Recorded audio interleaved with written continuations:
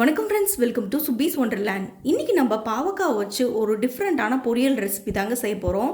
யூஸ்வலாக செய்கிற மாதிரி இல்லாமல் இந்த மாதிரி ஒரு தடவை ட்ரை பண்ணி பாருங்கள். ரொம்பவே டிஃப்ரெண்ட்டாகவும் டேஸ்டியாகவும் இருக்கும். வாங்க ஃப்ரெண்ட்ஸ், பாவக்காய் எள்ளு தேங்காய் பொரியல் எப்படி பண்ணலாங்கிறத பார்க்கலாம்.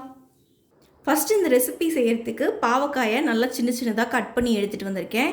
இப்போ இந்த பாவக்காய் எல்லாத்தையும் ஒரு குக்கரில் சேர்த்துக்கிறேன். இந்த பாவக்காய் மூழ்கிற அளவுக்கு புளி தண்ணி ஆட் பண்ணியிருக்கேன். இப்போ இதை ஒரு விசில் வரைக்கும் நல்லா குக் பண்ணி எடுத்துகிட்டு வந்துக்கலாம். இப்போ ஒரு பேனை நல்லா சூடு பண்ணிவிட்டு ஒரு ஸ்பூன் அளவுக்கு எண்ணெய் ஆட் பண்ணிக்கலாம். 1 டேபிள் ஸ்பூன் அளவுக்கு கடலைப்பருப்பு ஆட் பண்ணிக்கிறேன். 1 ஸ்பூன் அளவுக்கு வரமல்லி ஆட் பண்ணிக்கிறேன். 1 ஸ்பூன் அளவுக்கு கருப்பு எள்ளை ஆட் பண்ணிக்கிறேன். 1 வரமிளகாவை 3 கிள்ளி ஆட் பண்ணிக்கிறேன். இப்போ இது எல்லாத்தையும் சேர்த்து நல்லா ஃப்ரை பண்ணிக்கலாம். இப்போ இது எல்லாமே நல்லா செவக்க வறுபட்டதுக்கப்புறமா ஒரு 3லேருந்து 4 டேபிள் ஸ்பூன் அளவுக்கு தேங்காய் துருவல் ஆட் பண்ணிக்கிறேன். இப்போ இதையும் சேர்த்து நல்லா ஃப்ரை பண்ணிக்கலாம். இப்போ இந்த தேங்காய் நல்லா ஒரு பொன்னிறமாக வறுபட்டதுக்கப்புறமா ஃப்ளேம் ஆஃப் பண்ணிக்குவோம். இப்போ இது எல்லாத்தையும் நல்லா ஆற வச்சுட்டு ஒரு மிக்சி ஜாரில் சேர்த்துக்கிட்டு அதுக்கப்புறம் ஒரு பல்ஸ் மோடில் வச்சு நல்லா துருவி எடுத்துகிட்டு வந்துக்குவோம். இப்போ அதே பேனில் ஒரு 2 to 3 டேபிள் ஸ்பூன் அளவுக்கு எண்ணெய் ஆட் பண்ணிக்கிறேன். இப்போ 1 ஸ்பூன் அளவுக்கு கடுகு சேர்த்துக்கிறேன். கடுகுடியே கொஞ்சமாக கருவேப்பிலையும் சேர்த்துக்கிறேன்.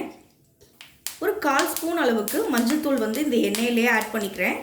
இப்போ கடுகு எல்லாமே நல்லா பொரிஞ்சு வந்ததுக்கப்புறமா நம்ம வேக வச்சு எடுத்து வச்சுருந்தோம் பார்த்தீங்களா பாவக்காய், அதை எல்லாத்தையும் இதில் ஆட் பண்ணிக்கலாம்.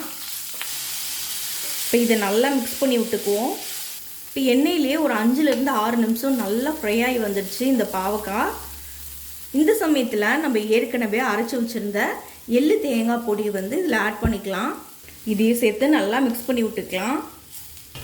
இதை ஆட் பண்ணி நல்லா மிக்ஸ் பண்ணும் போதே நல்லா கமகமான ஒரு வாசனை சூப்பராக வருதுங்க.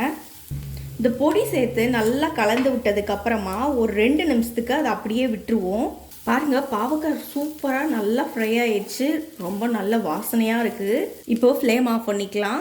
அவ்வளோதாங்க, நமக்கு பாவக்காய் எள்ளு தேங்காய் பொரியல் சூப்பராக ரெடி ஆயிடுச்சு. கண்டிப்பாக நீங்களும் இந்த ரெசிபியை ட்ரை பண்ணி பார்த்துட்டு உங்கள் கருத்துக்களை மறக்காமல் கமெண்ட் பாக்ஸில் தெரிவிங்க ஃப்ரெண்ட்ஸ். மீண்டும் இன்னொரு நல்ல ரெசிபியோடு உங்களை மீட் பண்ணுறேன். அதுவரை உங்களிடமிருந்து விடைபெறுவது சுபீஸ் ஒண்டர்லேண்ட். தேங்க்யூ.